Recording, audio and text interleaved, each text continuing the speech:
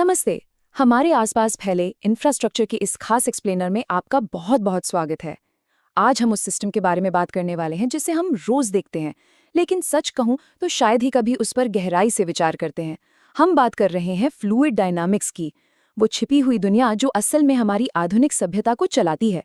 एक साधारण से पाइप की बनावट से लेकर पानी को जबरदस्त ताकत से धकेलने वाले पंपों के पीछे के विज्ञान तक, आज हम इंजीनियरिंग के कुछ बहुत ही शानदार पहलुओं को डीकोड करेंगे। चलिए शुरू करते हैं। सबसे पहले एक बहुत ही बेसिक सा सवाल लेते हैं।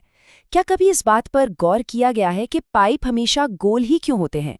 मतलब हमारे घरों की दीवारों के पीछे या सड़कों के नीचे तरल पदार्थों को ले जाने वाले ये पाइप चौकोर या तिकोने क्यों नहीं होते? ठीक है, तो चलिए इसमें थोड़ा गोता लगाते हैं। अगर गणित के नज़रिए से देखें तो एक गोल आकार या सर्कुलर क्रॉस सेक्शन किसी भी तय वॉल्यूम के लिए सबसे कम सरफेस एरिया लेता है।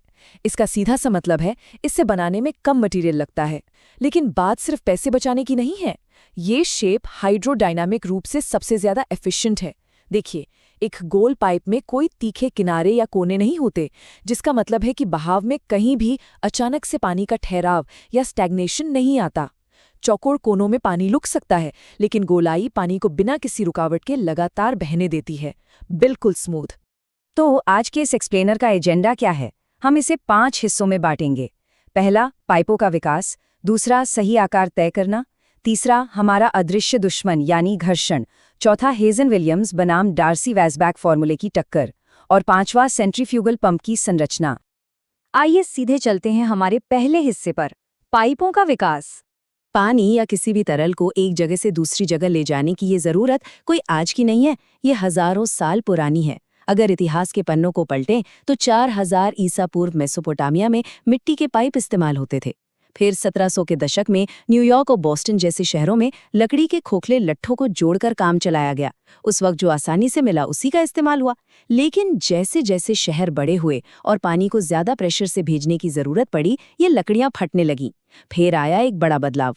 1804 में फिलाडेल्फिया दुनिया का पहला ऐसा शहर बना जिसने अपनी सप्लाई के लिए कास्ट आयरन यानी ढलवा लोहे के बड़े पाइपों का इस्तेमाल शुरू किया। ये इंजीनियरिंग के लिए एक बहुत बड़ा टर्निंग पॉइंट था।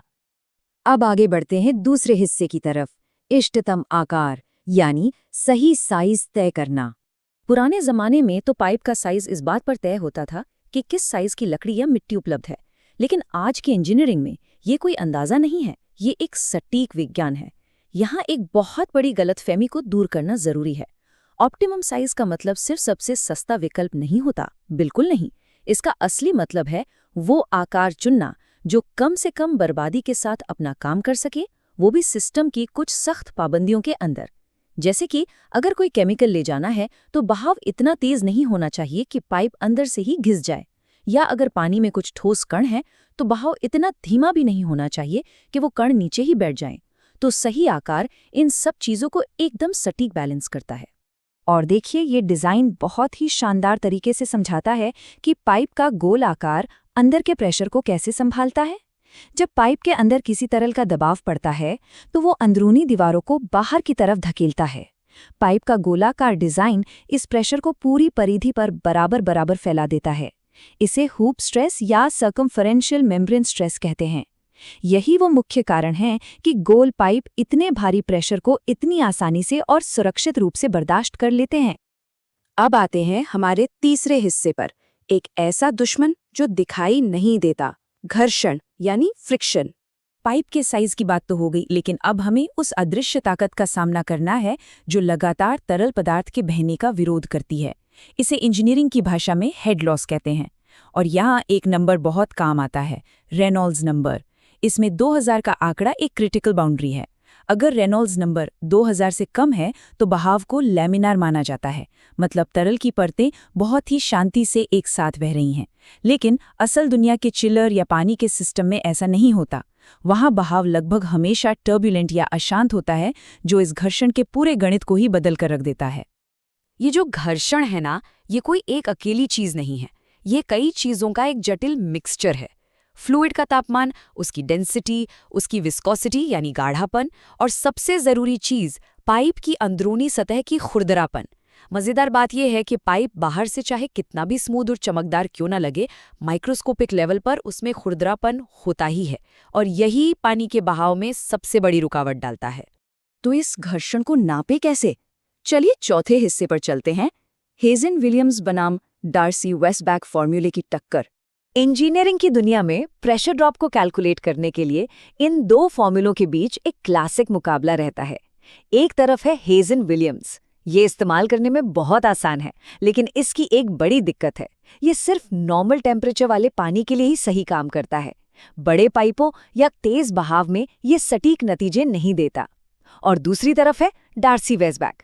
ये बहुत ही वर्सेटाइल है, किसी भी फ्लूइड पर काम करता है और बेहद सटीक है। हालांकि इसकी कैलकुलेशन काफी जटिल होती है, लेकिन आजकल कंप्यूटर्स ने इसे इंडस्ट्री का बिल्कुल स्टैंडर्ड बना दिया है। अब देखिए, कागज पर फॉर्मूले चुनने का फैसला असल दुनिया में कितना बड़ा बदलाव ला सकता है। मान लीजिए 500 मीटर लंबा एक तांबे का पाइप है और उसमें बहाव दर 0.05 क्यूबिक मीटर प्रति सेकंड है। हेजन विलियम्स फॉर्मूला कहता है कि 23.12 मीटर का हेड लॉस होगा, जबकि ज्यादा सटीक डार्सी वेस्टबैक फॉर्मूला बताता है कि हेड लॉस केवल 17.47 मीटर होगा। ये कोई छोटा मोटा अंतर नहीं है। इस अंतर से सीधा ये तय होता है कि आपको किस साइज का पंप खरीदना है, और इसमें लाखों रुपयों का फर्क आ सकता है। तो अब आ गए हैं हम अपने आखिरी और 5वें हिस्से पर, सेंट्रीफ्यूगल पंप की संरचना। अभी तक हमने जिस अदृश्य घर्षण की बात की, उसे मात देने के लिए हमें भारी मैकेनिकल पावर चाहिए। तो आइए देखते हैं कि सेंट्रीफ्यूगल पंप काम कैसे करता है, जो असल में आज के मॉडर्न कूलिंग और वाटर सिस्टम का दिल है। ये मैकेनिकल एनर्जी को प्रेशर में बदलने का सबसे बेहतरीन तरीका है। होता क्या है? सबसे पहले तरल पदार्थ पंप के बिल्कुल बीचों बीच, जिसे आई या केंद्र कहते हैं, वहां से अंदर जाता है। फिर अंदर लगा इम्पेलर बहुत तेजी से घूमता है। इस घुमाव से सेंट्रीफ्यूगल फोर्स पैदा होता है, जो पानी को जबरदस्त ताकत से बाहर के किनारों की तरफ फेंकता है। और बस यही हाई प्रेशर वाला पानी डिस्चार्ज से होकर आगे पाइपलाइन में धकेल दिया जाता है। अब इंजीनियरों के पास सिस्टम की ज़रूरत और जगह के हिसाब से पंप चुनने के कई ऑप्शंस होते हैं। ये इनलाइन हो सकते हैं या एंड सक्शन। जगह की कमी है तो ये हॉरिजॉन्टल या वर्टिकल भी हो सकते हैं। मोटर के साथ इनका जुड़ाव क्लोज कपल्ड या लॉन्ग कपल्ड हो सकता है। ये सब पूरी तरह से इस बात पर निर्भर करता है कि आपके इंफ्रास्ट्रक्चर में क्या फिट बैठेगा। तो यहाँ सबसे अहम बात यह है कि किसी भी पंप को चुनने का तरीका किसी फिक्स्ड रेसिपी की तरह होता है। शुरुआत होती है बेसिक ज़रूरत से, यानी फ्लो रेट, आपको पानी चाहिए कितना। उसके बाद पाइप के घर्षण को कैलकुलेट करके टोटल डायनामिक हेड निकाला जाता है। फिर इन दोनों के आधार पर तय होती है पंप के घूमने की स्पीड, और एकदम आखिर में ये देखा जाता है कि इस पूरे काम को करने के लिए मोटर को कितने ब्रेक हॉर्स पावर की ज़रूरत पड़ेगी। घर्षण को हराने का ये पूरा एक स्टेप बाय स्टेप प्रोसेस है। लेकिन ध्यान रहे, सिर्फ पंप चुन लेना ही काफ़ी नहीं है, उसे ऑप्टिमाइज करना बहुत ज़रूरी है। हर पंप का एक बेस्ट एफिशिएंसी पॉइंट होता है, जो आमतौर पर 60% से 80% के बीच होता है। कोशिश यही होनी चाहिए कि पंप इसी एफिशिएंसी के आसपास काम करे। और एक और बात, पंप की स्पीड जितनी कम रखी जाए, जैसे 3600 आरपीएम की जगह 1800 या 1200 आरपीएम, उसके अंदर लगे बेयरिंग्स की लाइफ उतनी ही लंबी होती है। इससे आगे चलकर मेंटेनेंस का बहुत बड़ा खर्च बचता है।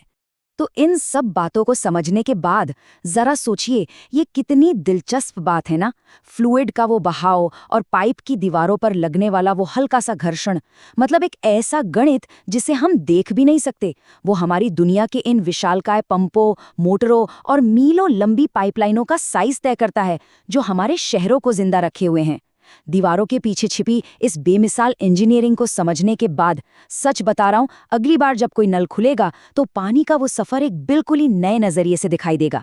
इस एक्सप्लेनर में हमारे साथ जुड़ने के लिए आपका बहुत बहुत शुक्रिया।